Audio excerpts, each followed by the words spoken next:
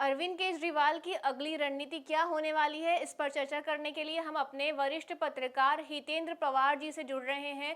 फ़ोनों के थ्रू हम उनसे जुड़ने वाले हैं। बताइए हितेंद्र जी, केजरीवाल ने आज हनुमान मंदिर से जो प्रचार करना शुरू किया है, क्या है उनकी अगली रणनीति? सर बताइए कि ये केजरीवाल इस बार हिंदुत्व के मुद्दे पे क्या चुनाव लड़ने जा रहे हैं? उन्होंने हनुमान मंदिर से अपना प्रचार शुरू किया है, जबकि हमेशा आराध्य देव गणपति के साथ में सब लोग अपना चुनाव प्रचार शुरू करते हैं। क्यों किया है केजरीवाल ने ऐसा? जहाँ तक केजरीवाल की लाइन ऑफ एक्शन देखा और समझा जाए, दिल्ली में 7 सीटें हैं। सातों सीटों पर भाजपा काबिज है। और अगर भाजपा को हराना है दिल्ली में, तो सबसे पहले उन्होंने गठबंधन किया कांग्रेस के साथ में। 4 सीटों पर केजरीवाल की पार्टी लड़ रही है, बाकी सीटों पर कांग्रेस के उम्मीदवार हैं। अगर मान लो भाजपा को यहाँ से हराना है, तो भाजपा को उसी के अंदाज में जवाब देने की पूरी तैयारी के साथ इस बार जो है केजरीवाल भगवत सिंह मान के साथ उतर उतर चुके हैं दिल्ली की पिच के ऊपर। और हिंदुत्व के अंदाज में ही जवाब दिया जाएगा। आपने देखेंगे वहाँ पे जो नारेबाजी हो रही थी, उसमें जय श्री राम के नारे भी लग रहे थे। मतलब भले ही ये इंडी गठबंधन से जुड़े हों केजरीवाल, उनके बाकी दल जो है सनातन से नफरत करते हों, लेकिन भाजपा को उसी के अंदाज में टक्कर देने के इरादे से इस बार केजरीवाल मैदान में उतरे हैं। शुक्रिया। जी। हितेंद्र जी बताइए कि क्या केजरीवाल इस बार हिंदुत्व के मुद्दे के जो बाकी वो हमेशा बात करते रहे हैं, शिक्षा, चिकित्सा और मजबूत लोकतंत्र की बात करते नजर आ रहे हैं, पर उन्होंने पहले भी इस तरीके के और भी भाजपा के ही जो ये है स्ट्रैटेजी को अपनाया है। उन्होंने पहले भी इस तरह से रामायण का पाठ दिल्ली में वो करवा चुके हैं, तो क्या वो पूरी तरह से हिंदुत्व की ओर जाने वाले हैं? देखिए, जिस तरीके से इंडी गठबंधन जुड़ा हुआ है, उनके साथी दल जुड़ के काम कर रहे हैं।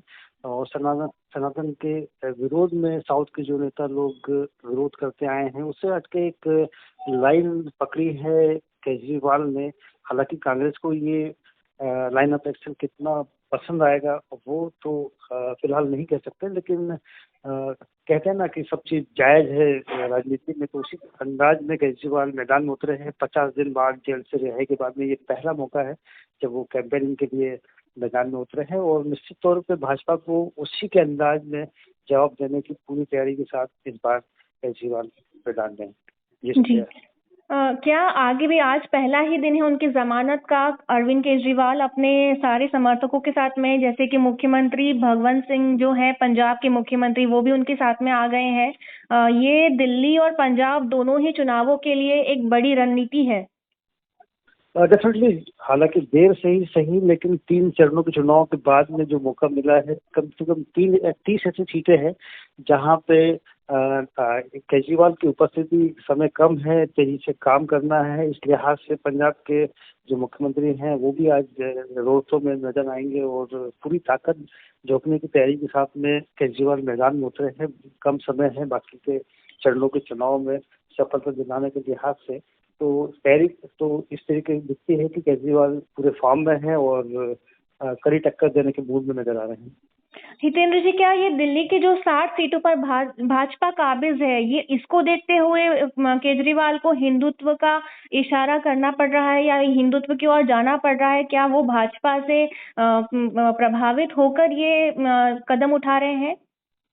केजरीवाल का जो लाइन ऑफ एक्शन रहा है, साम दाम दंड भेद वाला हिसाब रहा है। जहां से उनको वोट मिलने की उम्मीद होती है, उस लाइन को पकड़ने में, उस लाइन पर, उस रास्ते पर चलने में केजरीवाल कोई संकोच नहीं करते हैं। चाहे उनके विरोधी, उनके सहयोगी दलों को उनकी लाइन पसंद आए या ना आए, केजरीवाल को हर हाल में जीत और सिर्फ जीत चाहिए।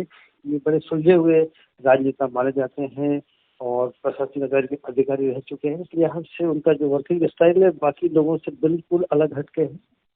देखना दिलचस्प होगा कि 1 बजे जो प्रेस कॉन्फ्रेंस होगी उसमें क्या उनका लाइन ऑफ एक्शन घोषित करते हैं केजरीवाल, इस पर सबकी निगाहें होगी। शुक्रिया। बिल्कुल।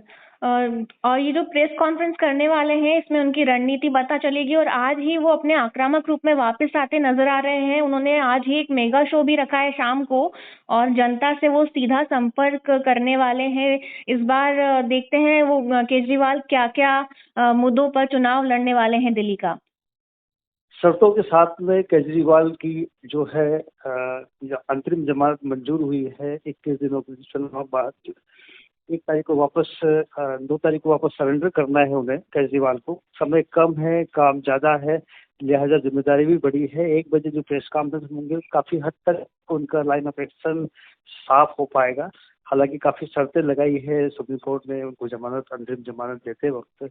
अब इन शर्तों के साथ में कैसे और कितना हद तक केजरीवाल जो है चुनाव प्रक्रिया को, चुनाव के प्रचार को प्रभावित कर पाएंगे, ये देखना बड़ा दिलचस्प होगा। शुक्रिया। हितेंद्र जी, एक बात और बताइएगा, ये जो कार्यकर्ता हैं, क्या उनका मनोबल बढ़ने के लिए बाहर केजरीवाल का आना बहुत सार्थक रहा? और अभी तक उनकी पत्नी सुनीता केजरीवाल ने प्रचार की कमान संभाली हुई थी और दिल्ली के मुख्यमंत्री जैसे ही छूटकर बाहर आए हैं, कल रात को भी काफी जश्न का माहौल था। उनका भव्य स्वागत किया और अब आज भी उनके लिए नारे लगाए जा रहे थे हनुमान मंदिर के बाद से ही।